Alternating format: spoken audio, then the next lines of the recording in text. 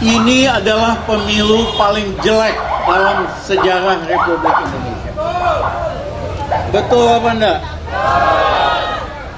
Kalau KPU-nya adil, profesional, pasti dia sisir mana yang nggak benar. Dari 16,5 juta mungkin dipotong yang nggak benar 2 juta, 3 juta.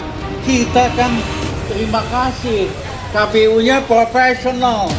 Tapi mereka tidak lakukan apapun untuk mengkoreksi daftar. Demikian juga dengan kecurangan.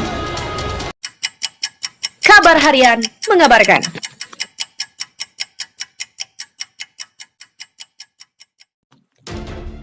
Akhirnya, KPU pucat karena MA malah batalkan kemenangan Jokowi Ma'ruf. Setelah menanti beberapa bulan, akhirnya Mahkamah Agung atau MA memutuskan untuk mengabulkan permohonan gugatan mengenai pemilihan presiden 2019. Diketahui, gugatan yang dilayangkan pasangan calon presiden dan wakil presiden nomor urut 2 Prabowo Sandi berisi tentang menguji materi pasal 3 ayat 7 Peraturan Komisi Pemilihan Umum atau PKPU nomor 5 tahun 2019 tentang penetapan pasangan calon terpilih, penetapan perolehan kursi dan penetapan calon terpilih dalam pemilihan umum. Sebelumnya dilansir dari Kompas.com, Mahkamah Agung atau MA kembali menolak pengajuan kasasi yang diajukan Prabowo Subianto Sandiaga Uno terkait dugaan kecurangan terstruktur, sistematis dan masif atau TSM dalam pelaksanaan Pilpres 2019. Juru bicara MA Andi Samsan Nganro, seperti dalam keterangan tertulis yang diterima Kompas.com pada Selasa 16 Juli 2019 mengatakan, alasan MA menolak pengajuan kasasi Prabowo Sandi ialah tidak tepat untuk dipersoalkan melalui sengketa pelanggaran administrasi pemilihan umum. Namun pada pertengahan 2020 dalam putusannya, MA menyatakan bahwa pasal tersebut bertentangan dengan Undang-Undang Nomor 7 Tahun 2017 tentang Pemilu.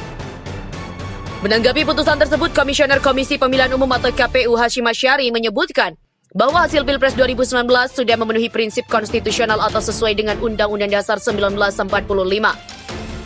Adapun pasal 6A Undang-Undang Dasar 1945 berbicara, Presiden dan Wakil Presiden dipilih dalam satu pasangan secara langsung oleh rakyat. Pasangan calon Presiden dan Wakil Presiden diusulkan oleh partai politik atau gabungan partai politik peserta pemilihan umum sebelum pelaksanaan pemilihan umum.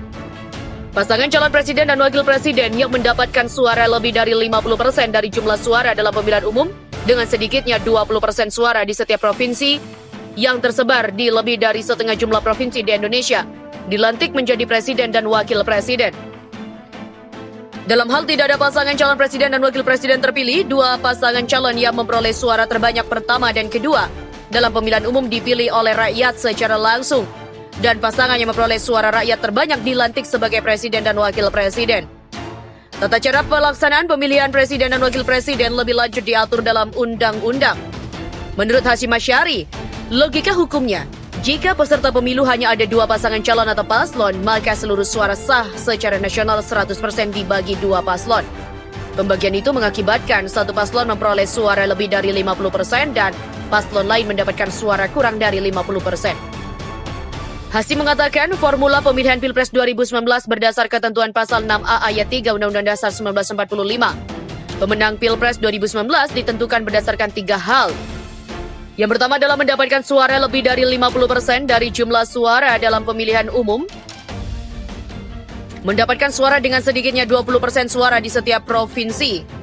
Perolehan suara minimal 20% suara sah di setiap provinsi yang tersebar di lebih dari setengah jumlah provinsi di Indonesia.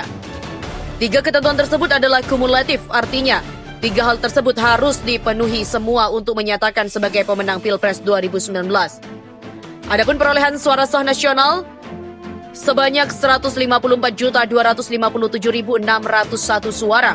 Pasangan Jokowi Ma'ruf mendapatkan 85.607.362 suara atau 55,50% dan Prabowo Subianto Sandiaga Uno memperoleh suara 68.650.239 atau 44,50%. Persebarannya Jokowi Ma'amin menang di 21 provinsi dengan perolehan suara lebih dari 50% di setiap provinsi. Sedangkan Prabowo Subianto Sandiaga Uno unggul di 13 provinsi dengan perolehan suara lebih dari 50% di provinsi. Dengan demikian, kata Hashim Asyari, dapat disimpulkan bahwa hasil Pilpres 2019 telah memenuhi asas konstitusional. Sebab salah satu pasangan calon mendapatkan suara lebih dari 50% dari jumlah suara dalam pemilihan umum, dan salah satu paslon juga mendapatkan suara sedikitnya 20% di setiap provinsi yang tersebar. Di setiap provinsi tersebar di lebih dari setengah jumlah provinsi di Indonesia, yaitu menang di 21% dengan perolehan suara lebih dari 50% di setiap provinsi. Untuk diketahui, Mahkamah Agung mengabulkan permohonan uji materi pasal 3 ayat 7 Peraturan Komisi Pemilihan Umum atau PKPU nomor 5 tahun 2019 tentang penetapan pasangan calon terpilih, penetapan perolehan kursi dan penetapan calon terpilih dalam pemilihan umum.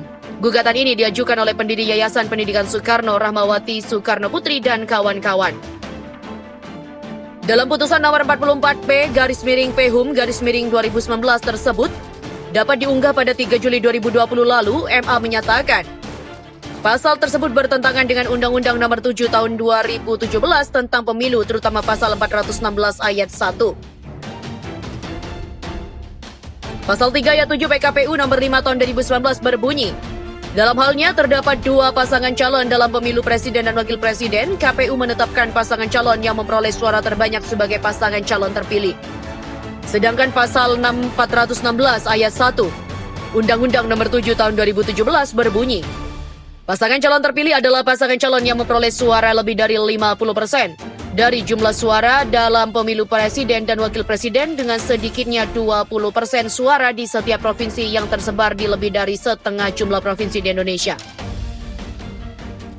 Dalam pertimbangannya, MA berpendapat KPU yang mengeluarkan PKPU Nomor 5 Tahun 2019 telah membuat norma baru dari peraturan yang berada di atasnya, yakni Undang-Undang Nomor 7 Tahun 2019. Selain itu, KPU juga memperluas tafsir dalam pasal 416 Undang-Undang Nomor 7 Tahun 2017. Wah, isu apa lagi ini? Situs MA diretas. Mungkin gimana? Lalu gimana dengan Jokowi Ma'ruf? Teknologi dapat dipelajari bila digunakan hal yang positif. Teknologi tersebut dapat bermanfaat. Namun apa jadinya bila teknologi tersebut digunakan untuk merugikan orang lain? Seperti halnya yang dilakukan pemuda berinisial ADC 28 tahun. Pemuda tersebut belajar meretas secara otodidak dari keahliannya tersebut digunakan untuk memeras korbannya.